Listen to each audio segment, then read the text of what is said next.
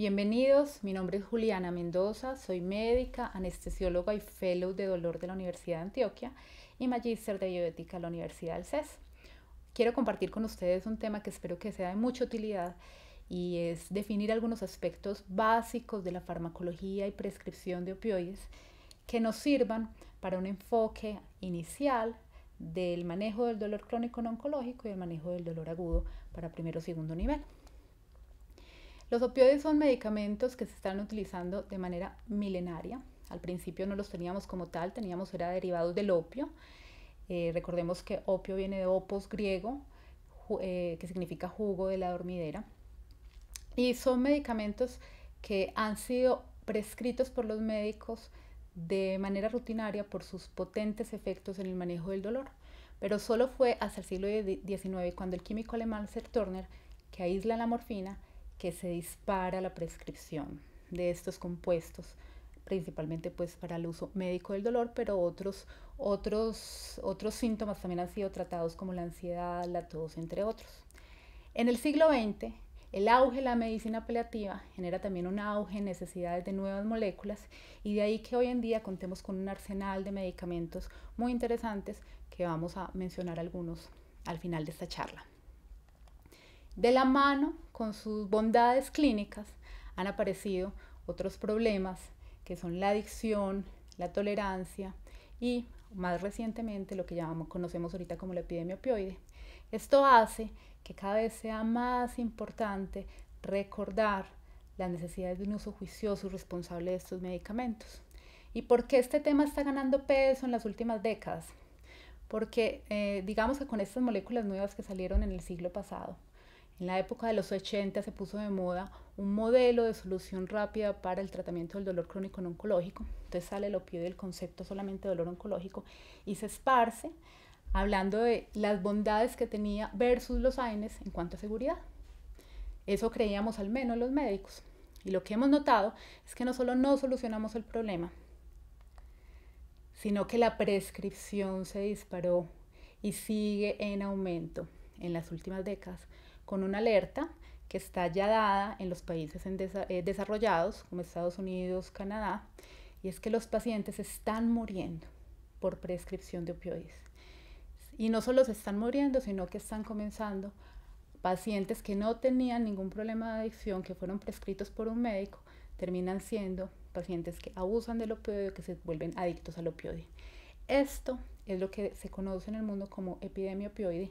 Y si bien en Colombia todavía no pareciera ser un problema, también hemos encontrado otro evento que antes no conocíamos. Y es que no solamente los pacientes no mejoran de sus dolores cuando se usa el opioide de manera crónica, sino que aparecen otros eventos derivados de la toxicidad por opioides, algo que se conoce hoy en día como hiperalgesia inducida por opioides, y es que, bueno, no solo no mejoran, sino que se enferman de alteraciones cognitivas, aparecen problemas hormonales importantes en ellos, se les altera la inmunidad, se deprimen, aumentan los trastornos de ansiedad y aumenta el dolor.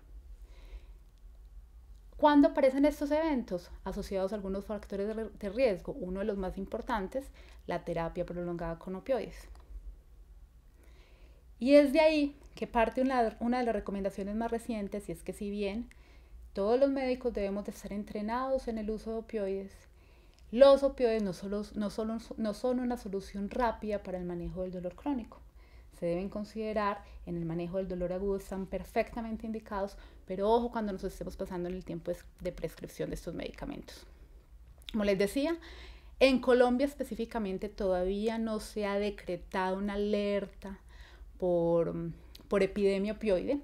Sin embargo, datos recientes no tenemos y en la clínica uno sí percibe que hay tendencia a una facilidad en la entrega de opioides a los pacientes, no hay un control adecuado porque el paciente salta de una institución a otra y estamos presentando problemas por ello.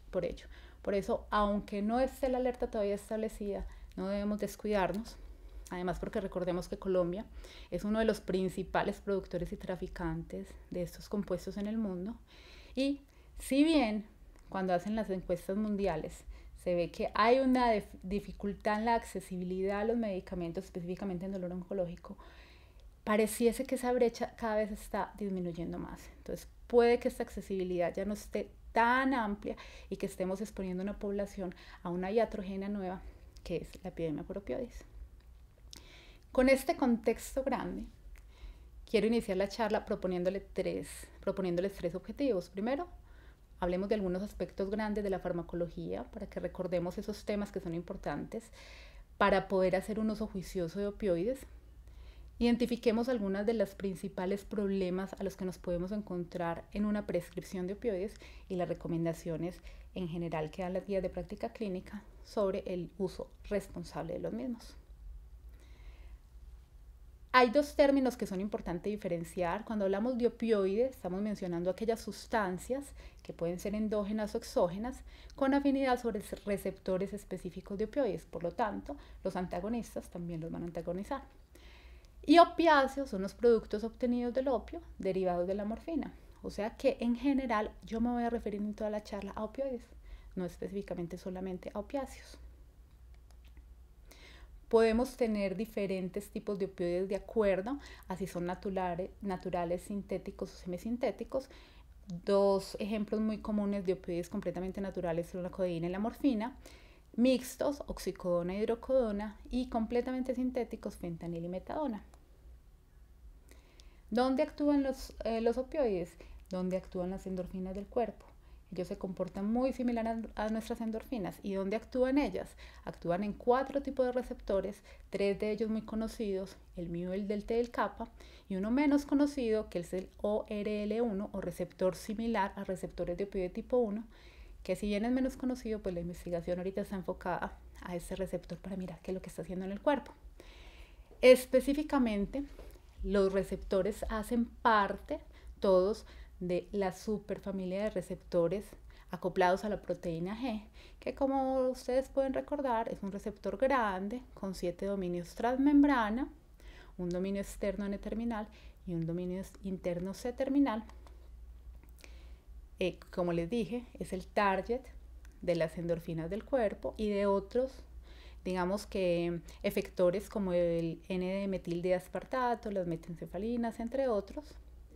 Y cuando se une el ligando al receptor, básicamente tiene 2 efectos a nivel celular. Uno de los efectos es que disminuye la liberación de neurotransmisores excitatorios como la sustancia P, en donde estamos viendo ahí en la terminal axónica, que es el número 1 que ven en la imagen. Entonces, al haber menor liberación de neurotransmisores exógenos, pues va a haber, en teoría, una menor respuesta, información hacia la neurona receptora, y además me hiperpolariza esa receptora, como vemos ahí con esa salida de potasio. En conclusión, todo esto termina produciendo una disminución de la transmisión de la información. Digamos que este es el efecto por el cual un opioide me sirve para el dolor agudo. Me está generando un efecto inmediato que depende de receptores transmembrana y de iones. Hay otros efectos que se dan más con el tiempo y que tienen que ver con la alteración de la expresión génica, que es lo que vemos en esta parte más inferior del gráfico, y que estos efectos son los que están explicando muchos de los efectos pues, positivos, porque en una parte inicial pueden producir pues, beneficios, pero también muchos de los efectos negativos relacionados con el uso crónico de opioides. A nivel del sistema nervioso central, lo que tenemos es una inhibición de la transmisión nociceptiva a las vías superiores como la corteza por una facilitación de la inhibición descendente del dolor. Y el efecto tendrá que ver de cada medicamento con cuál va a ser el target principal con relación a los receptores. Como les mencioné, los 3 más estudiados, mu, delta y kappa, están distribuidos de manera diferente en las diferentes células del cuerpo, y los medicamentos pueden tener un efecto más alto por uno que por otro. De acuerdo a eso, van a tener también ciertos beneficios o mayor tendencia a ciertos efectos adversos. Para hacer un recuento rápido, recordemos que el receptor mu es el que está principalmente distribuido en la neuromatriz mesolímbica y medular. Esto es lo que genera el efecto que deseamos, que es el efecto analgésico, pero también es el que genera el efecto de recompensa, que es esa sensación de bienestar que percibe el paciente cuando usted le administra un opioide. Ese efecto de recompensa se demora mucho tiempo para deshabituarse, se habla de años en algunas investigaciones, y por eso el paciente, independiente de que haya disminuido su consumo hace un tiempo importante, puede seguir percibiendo la necesidad del opioide por la pérdida de ese beneficio en cuanto a bienestar que sentía en relación con este efecto en el área mesolímbica cerebral. Aquí tenemos también algunos ejemplos de donde podemos encontrar los receptores delta y los receptores kappa y cuáles son sus efectos de acuerdo a esos sitios de acción. Los receptores delta están ubicados en médula espinal, o sea que también participan de manera importante en el control del dolor. Y los receptores kappa no tienen un efecto tan directo, pero se han visto involucrados como unos coadyuvantes de los otros dos receptores. Finalmente, ese efecto eufórico de recompensa, como les dije, tiene que ver más con receptores mu, o sea que cualquier agonista mu potente va a tener más tendencia a que el paciente haga una dependencia psicológica al medicamento. Teniendo los receptores delta un menor efecto, que tienen una tendencia a producir disforia, alucinaciones y otros efectos que los pacientes pueden considerar negativos. Lo mismo con los receptores kappa, que pueden producir también más efectos psicomiméticos negativos, entonces el paciente terminaría generando una aversión al medicamento. Y cada vez se investiga más el papel analgésico periférico de los opioides, pero como les dije, estos receptores están ubicados en todas las células del cuerpo humano, incluyendo la periferia, y parece que inclusive este efecto puede ser importante para la suma total de la analgesia. Les digo parece porque sigue siendo el opioide un medicamento que actúa principalmente en el sistema nervioso central, tanto en médula como en tronco como en cerebro. Estos son sus principales targets, entonces podemos hablar que son analgesias básicamente central.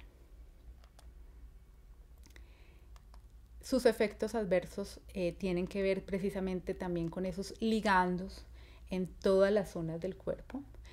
Se ha descrito alteraciones importantes hormonales en el uso crónico de opioides que incluyen trastornos de la liberación de la prolactina, gonadotropinas, por eso puede dar alteración de la libido, en los hombres mucho más marcado que en las mujeres el problema de disfunción sexual, y con uso crónico hipogonadismo. La morfina específicamente inhibe corrientes de sodio dependientes de voltaje. La metadona y el fentanil prolongan el intervalo QT, entonces es importante con estos dos medicamentos hacer un control electrocardiográfico, sobre todo cuando estamos combinándolos con otros medicamentos que pueden hacer este mismo efecto.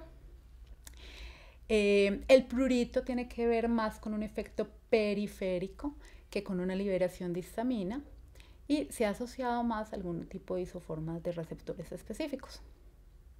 Muchos de los efectos adversos de los opioides serán dependientes de la dosis, como la náusea, el vómito y la somnolencia. ¿Qué significa esto? Entre más medicamento pongo, más probabilidad tengo de aumentar estos efectos adversos. Pero otros son independientes de la dosis, incluso a dosis bajas se presentan y hay una susceptibilidad individual para ello. Pero en general tenderán a presentarse, como son el estreñimiento, las alucinaciones en las poblaciones mayores, en las poblaciones adultas mayores, y independiente de esa dosis administrada, se recomienda que cuando un paciente va a tener un consumo de opioides por un tiempo mayor a 3 días, piense siempre en este tema del estreñimiento, que es muy molesto con ellos, entonces hay que prevenirlo, primero con cambios dietarios y después con algún otro medicamento que lo controle. Uno de los efectos adversos más temidos por los opioides es la depresión respiratoria. Los factores de riesgo más relacionados con depresión respiratoria tienen que ver, además del tipo de opioide, o sea, que sea un opioide potente, la dosis administrada y la edad. Por eso es que en los pacientes ancianos siempre debemos de comenzar con dosis más bajas de las recomendadas para la población adulta general y ser más cuidadosos en la titulación. Hay otros factores comórbidos que debemos tener en cuenta, como la combinación con otros depresores del sistema nervioso central, la insuficiencia renal, la hiperventilación y la hipocapnia en pacientes que tengan problemas pulmonares, obviamente también cualquier condición que genere alteración en el metabolismo o aclaramiento de esos pacientes, no solamente la insuficiencia renal, sino también la insuficiencia hepática. Y aquí ponen en esta tabla el dolor, pero quiero aclarar qué significa eso. Tener dolor es un factor protector para depresión respiratoria.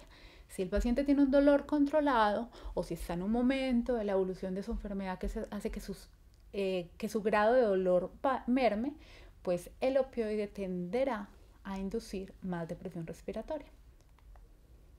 Otro concepto importante tiene que ver con la relación del opioide y su potencia.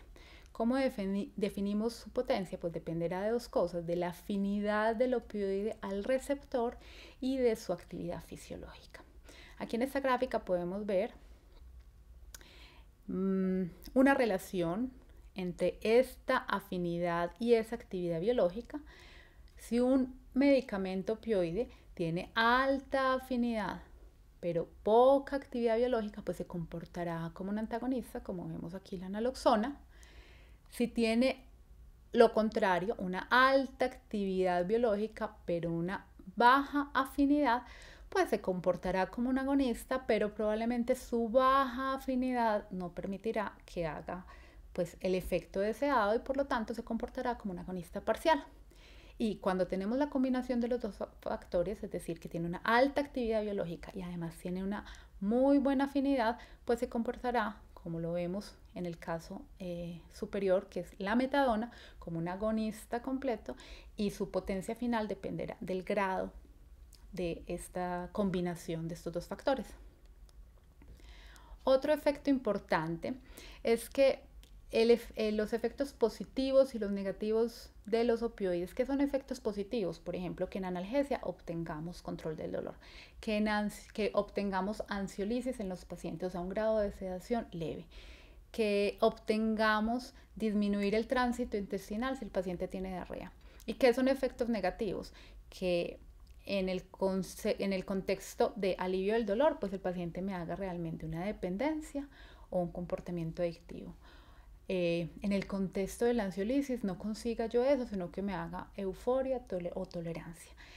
Este tipo de espectro de síntomas o de eventos en el manejo de los pacientes es muy variable y no necesariamente predecible. Y esto tiene que ver porque además de escoger el medicamento, digamos, que tenga el mejor perfil por su interacción con receptores o el mejor perfil por su potencia, hay otras condiciones que tienen que ver con la farmacodinámica como tal del efecto en el paciente, mejor dicho, que no podemos predecir sino hasta que no los usemos. Y se debe a que los opioides tienen un alto polimorfismo genético y también adaptaciones epigenéticas que hace que los perfiles de expresión génica después de que ya están en esa célula actuando no sean necesariamente predecibles en los pacientes. De ahí que los resultados sean tan variables y de paciente a paciente sea un mundo aparte.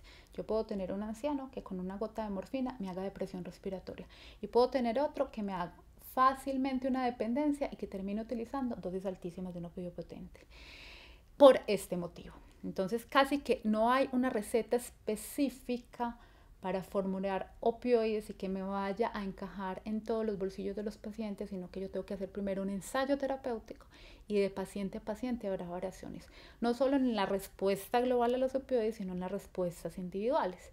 Algunos de los ejemplos clínicos más conocidos son los que tienen que ver con la citocromo 2D6 y su relación con el metabolismo de los opioides, específicamente pues la codeína, entre otros, ¿cierto?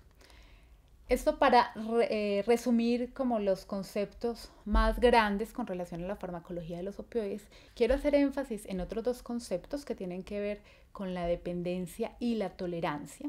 La tolerancia es un concepto más fisiológico, es cuando un paciente con las dosis del opioide que inicialmente pudo haber tenido control, comienza a percibir que el medicamento cada vez le funciona menos Y esto es un tema netamente de receptores y de asociación ligando y número de receptores.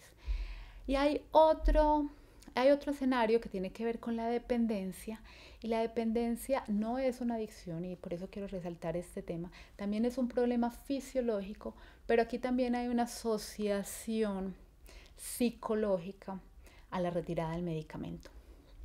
Porque esto es importante, porque cuando estamos en el contexto del dolor crónico, es frecuente que el paciente que esté consumiendo por largo tiempo el medicamento presente síntomas de dependencia. Pero hay diferencia en estos síntomas de dependencia del paciente que los está recibiendo y que por alguna razón está generando esos cambios moleculares, y en lo que les comenté, que es el circuito de recompensa y placer del sistema límbico, que hace que la retirada del opioide le cueste, y los pacientes lo van a manifestar de esta manera. Básicamente me siento mal, siento sudoración, interdosis, o sea, cuando me está pasando el horario de administración y se me está yendo un poquito más largo, comienzo a sentir síntomas neurovegetativos, o sienten miedo a la retirada del medicamento porque ese circuito de recompensa y placer ya estaba trabajando.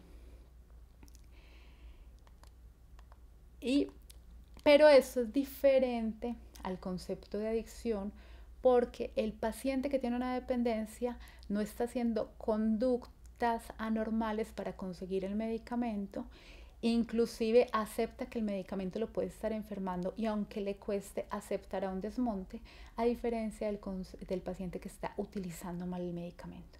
El paciente que está utilizando mal el medicamento, independiente de sus efectos adversos, querrá seguirlo utilizando.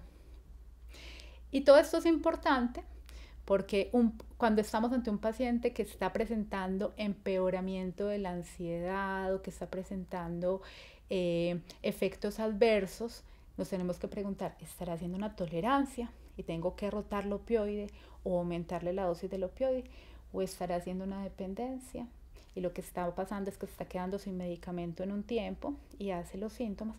¿O estará haciendo o cómo tamizo esos pacientes para detectar tempranamente un paciente que ya está teniendo conductas anormales o esté haciendo un abuso o comenzando una adicción como tal? Y las interacciones farmacológicas también son importantes y me pueden entrar a un paciente a un síndrome de abstinencia o a otro cuadro.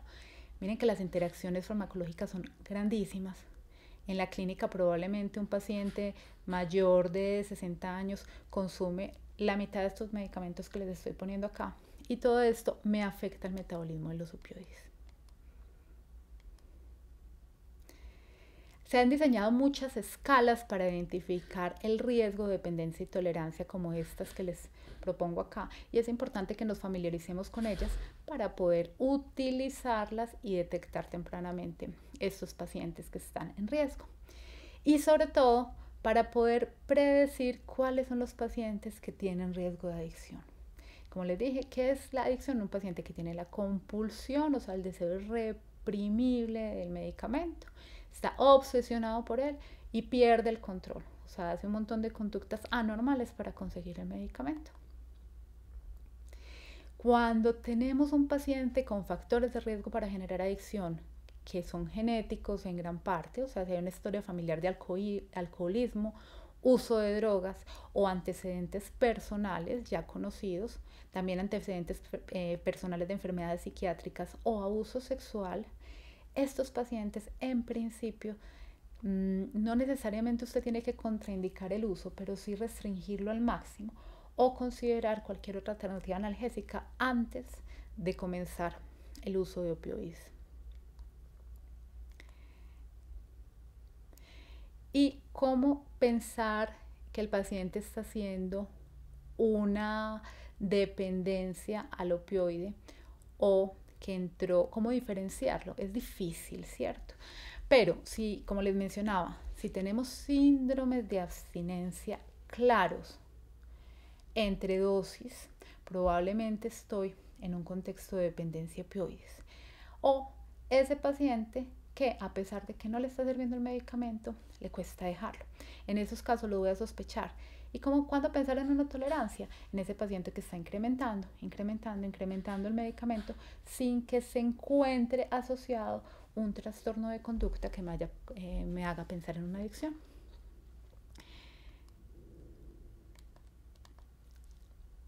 Finalmente, ¿qué es la hiperalgesia inducida por opioides para terminar esta parte de la charla? Es un tema complejo porque se han descrito muchísimos mecanismos moleculares en que se haya encontrado el definitivo en la hiperalgesia de opioides. Tal vez es la combinación de todos, ahorita se los voy a mostrar. Pero aquí tenemos un ejemplo más o menos de qué es lo que sucede en una hiperalgesia. Podemos mirar aquí la diferencia que hay entre la tolerancia. Tolerancia es que yo aumento la necesidad de dosis para obtener más o menos el mismo efecto. Y la hiperalgesia es que yo necesito aumentar mucho la dosis, pero porque tengo mucho más dolor. Se ha descrito con mayor frecuencia esta hiperalgesia inducida por opioides después de un uso crónico, pero también se ha asociado a tipos de opioides específicos, sobre todo los opioides de acción corta. Para diferenciar la hiperalgesia inducida por opioides de la tolerancia, hay ciertas consideraciones que en clínica son difíciles de encontrar, pero uno esperaría que el paciente con hiperalgesia tenga una menor tolerancia al dolor.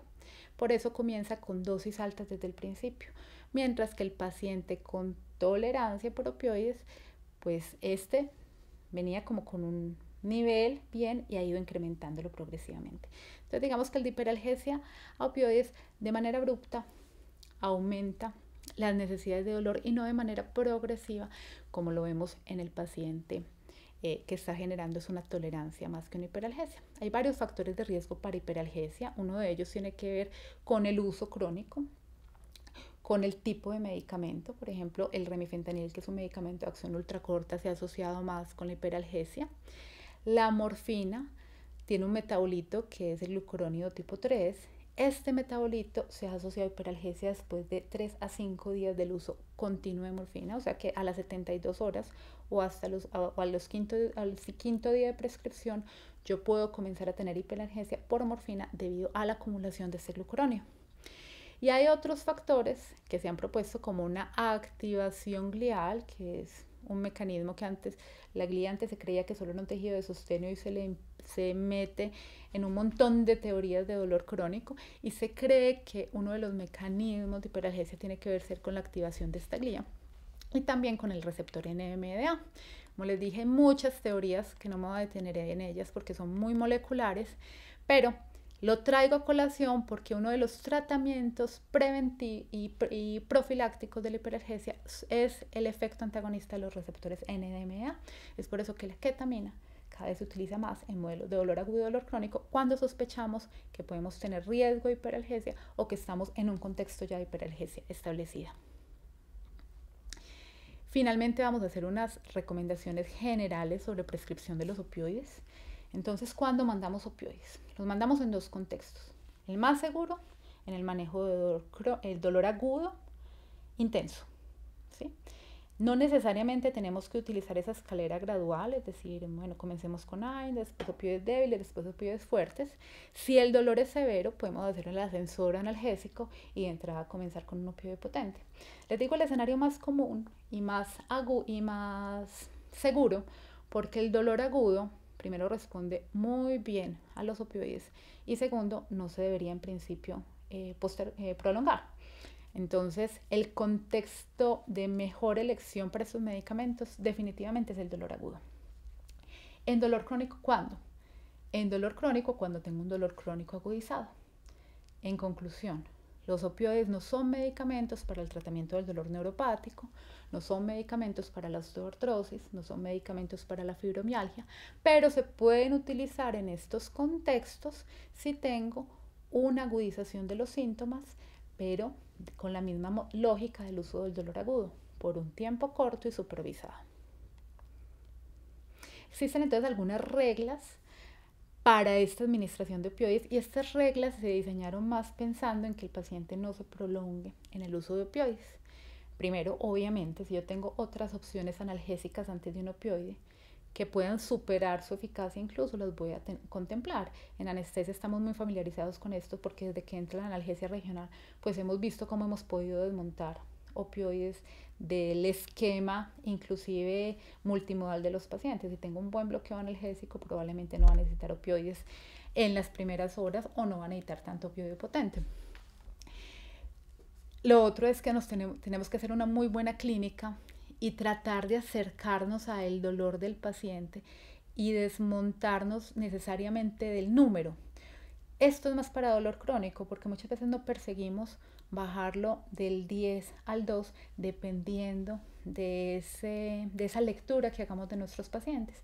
Hay pacientes que siempre nos van a referir escalas de dolor alta y usted los ve y los ve tranquilos, los ve funcionales, los ve arreglados, ¿sí? La parte hemodinámica está normal.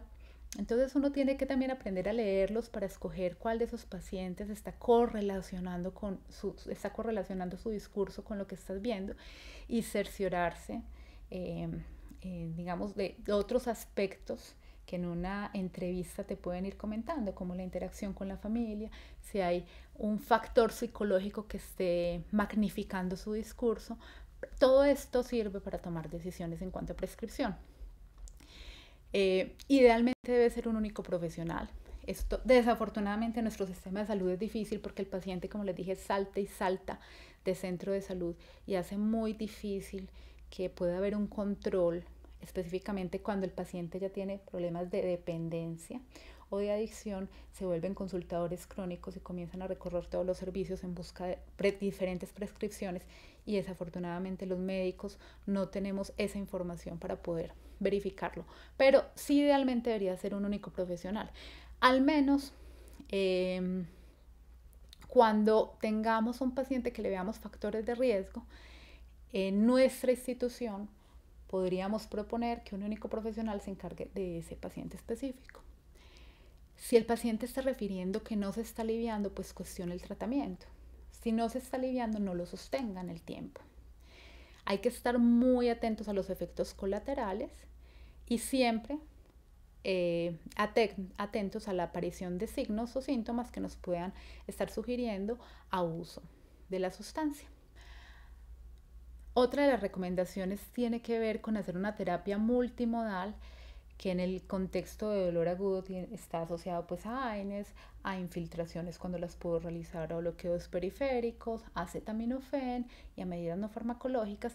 Y en el dolor crónico aparecen otros protagonistas importantes que son los antidepresivos tricíclicos o inhibidores de la recaptación de serotonina. En otro contexto los gabapentinoides, pero digamos que esta combinación de medicamentos suele ser más eficiente que una monoterapia en dosis altas y esta aplica igual para dolor agudo que para dolor crónico. El ánimo de los pacientes es muy importante y no se debe descuidar. Casi tan importante como buscar la meta en el alivio del dolor es buscar una meta de mejoría de los trastornos del ánimo. Entonces el apoyo de psicología y en caso que sea necesario de psiquiatría es fundamental para el control del dolor crónico no oncológico. Y cuando tengamos pacientes que estén en dosis superiores a 100 miligramos de morfina, que eso se consideran dosis altas de opioides o el equivalente a morfina en general, estos pacientes deben ponerse en alerta roja.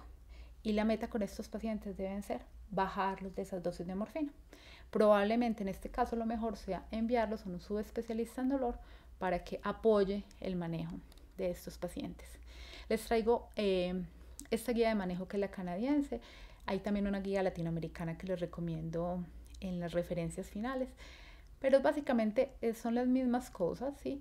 Lo que proponen los canadienses es que tratemos de restringirnos en prescripciones a menos de 50 miligramos día de morfina o equivalente de morfina. Podemos ir hasta 90, pero en principio tratar de restringirnos a menos de 50. Y ellos también proponen utilizar consentimientos informados en los pacientes antes de comenzar la prescripción. Una de las escalas que me parecen a mí más prácticas para evaluar el riesgo de abuso y dependencia es la de la Asociación Americana, la Academia Americana de Médicos de Familia. Ella clasifica en 3 grupos los pacientes de acuerdo a la escala, el resultado de la escala, y me sirve porque es muy clara en decir si tengo más de 8 de esos ítems es mejor no iniciar el opioide o remítalo a un subespecialista del dolor, que sería pues la otra recomendación que se podría hacer. Como les había mencionado, hay dolores crónicos que probablemente no van a responder o incluso se van a empeorar con el uso de opioides, como la fibromialgia. ¿Por qué la fibromialgia? Porque las pacientes con fibromialgia tienden a volverse muy dependientes del medicamento que estén tomando, sea cual sea. Tienen pobre respuesta conocida al medicamento per se y terminan haciendo un efecto de hiperalgesia usualmente o de dependencia a los opioides. Otro contexto importante es que muchos de los pacientes que tienen un diagnóstico de fibromialgia y están consumiendo opioides, cuando usted les quita los opioides se mejoran de sus síntomas y aparece que tenían una osteoartrosis o cualquier otra cosa. Entonces, ¿cuántas de estas fibromialgias no son realmente pacientes que estén en un síndrome opioide, en un contexto de hiperalgesia por el uso crónico de opioides?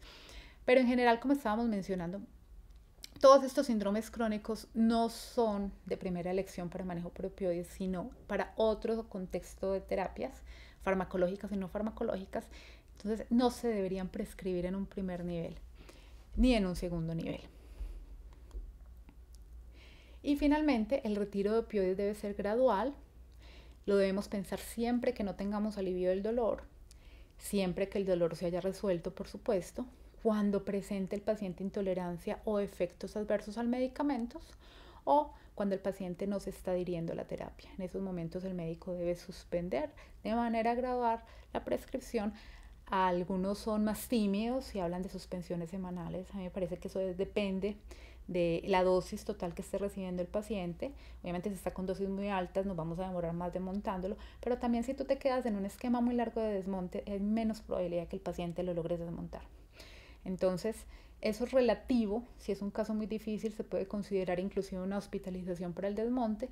Y si usted lo ve más factible, pues que en principio en 3 semanas el desmonte esté logrado para evitar que se pierda esa oportunidad. Para terminar, ¿cuándo debemos plantearnos una rotación de opioide? Hay básicamente 4 indicaciones para hacer rotación. Cuando tengo una intensidad de dolor que persiste moderada a severa a pesar de tener unas adecuadas dosis de opioides con alguna de las presentaciones. ¿Por qué? Porque como les dije, el efecto clínico de los opioides no solamente dependen del compuesto, sino de esa farmacodinamia en el paciente y es muy variable de paciente a paciente y entre diferentes opioides y el mismo paciente. Es decir, que al paciente no le sirva la morfina no quiere decir que no le sirva la hidromorfona u otros. Cuando presente eventos adversos o toxicidades por el opioide, cuando necesite vías alternas, un paciente que pierde la vía oral por algún motivo, pues yo necesito cambiar una vía parenteral, necesito rotarlo. O cuando por costos, pues necesita buscar una alternativa más costo efectiva. Existen muchas reglas para la conversión de opioides y pueden inclusive descargar diferentes apps que son muy prácticas. Sin embargo, siempre es bueno que tengan claro qué es lo que están haciendo en la cabeza para no confiar excesivamente en la app. Pero digamos que si les tengo que recomendar unos, la app de la Sociedad Australiana es bastante buena, de la ANSCA.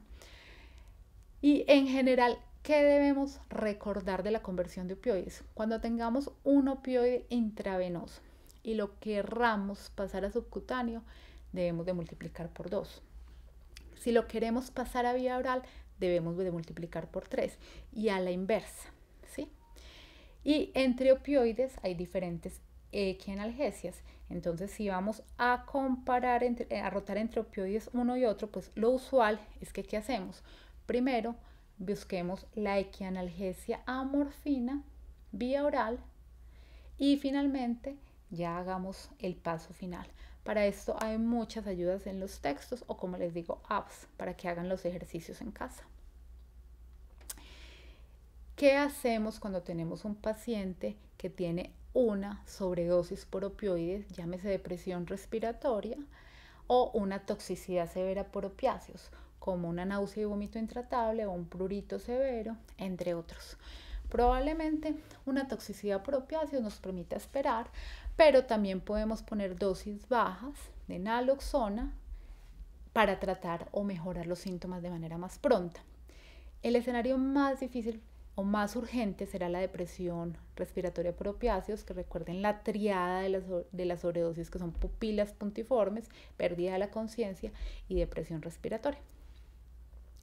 Cuando estemos ante esto, probablemente ¿qué nos está llevando a esto? Un opiáceo, lo primero que tenemos que pensar. ¿Y qué es el paso que debemos de hacer? Hacer una prueba terapéutica con naloxona. ¿Cómo se hace la prueba? La ampolla de naloxona viene de 0.4 miligramos por mililitro. Si yo diluyo una ampolla hasta 10, me van a quedar 40 microgramos en un centímetro, y puedo poner desde 10 hasta 40 microgramos en un paciente adulto estándar. Está bien poner los 40 microgramos de entrada, cada 2 a 3 minutos, hasta obtener ventilación y nivel de conciencia.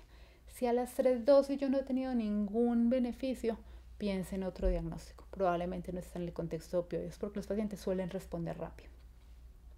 Después de terminar, digamos que el efecto inicial del bolo, o sea, de verificar que el paciente ya está ventilando o mejoró el nivel de conciencia, debe dejar una infusión, porque recordemos que la vida media de la naloxona es más corta que la vida media de la mayoría de los opioides. Entonces debemos dejar al paciente en vigilancia y con una infusión de naloxona, verificando que no nos vuelva a entrar en un estado de depresión respiratoria.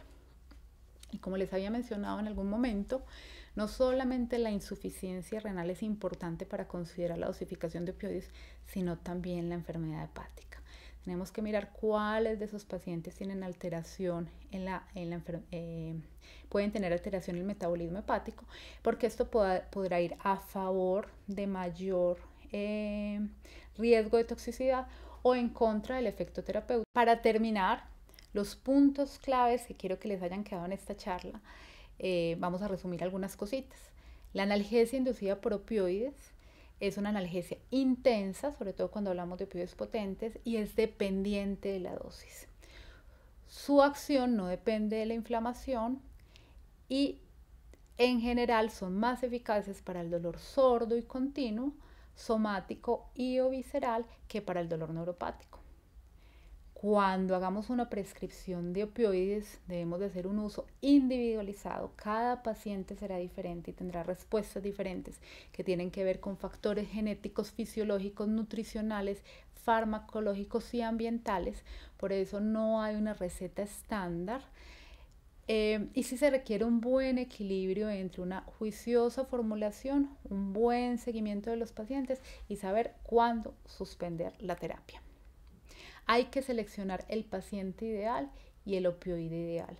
No nos debe dar miedo cambiarnos de opioide cuando tengamos alguna falla con uno de sus medicamentos. Les voy a dejar en las próximas 3 diapositivas un resumen de las principales consideraciones farmacodinámicas y farmacocinéticas, además de unos datos de prescripción de cada uno de los opioides que tenemos en Colombia. Lo pueden ver acá detenidamente ustedes con más calma en sus casas, y les agradezco mucho su tiempo. Muchas gracias.